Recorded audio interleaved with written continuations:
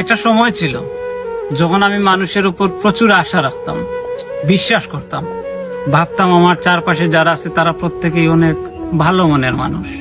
আমি ধরে নিতাম আমার বন্ধু বান্ধবী সবাই আমাকে খুব ভালোবাসে।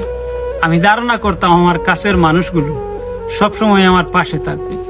কিন্তু ধীরে ধীরে বুঝতে শুরু করলাম আমার এসব ধারণা একদমই ভুল ছিল।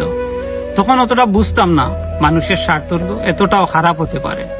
আমার কাছে যারা আসছিল তারা সবাই কোনো না কোনো স্বার্থ নিয়ে আসছে। যখনই তাদের স্বার্থ শেষ হয়েছে ঠিক তখন থেকেই আমাকে বলতে তারা দ্বিতীয়বার ভাবেনি। ভাবতে অবাক লাগে, কিছুদিন আগেও আমি এমন ছিলাম যে কেউ আমার কথা না রাখলে খারাপ লাগতো, এখন কেউ হার্ট করলে চোখে পানি এসে যেত।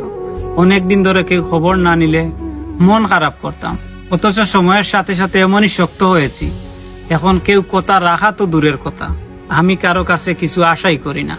এখন কেউ হার্ট করলে আমার হাসি পায়, কেউ খবর না নিলে আমার কিছুই যায় আসে না, কোনো কিছুই মনে থাকে না এখন আমার। অনেকে হয়তো বলবে সবকিছু ধীরে ধীরে ঠিক হয়ে গেছে, আসলে কিছুই ঠিক হয়নি। সবকিছু আগের মতোই আছে, শুধু আমি নিজেই এসবের মাঝে মানিয়ে নিয়েছি। আগে অল্পতেই মন খারাপ হতো, এখন হয় না। অল্পতেই অভিমান করতাম, এখন অভিমানও হয় না।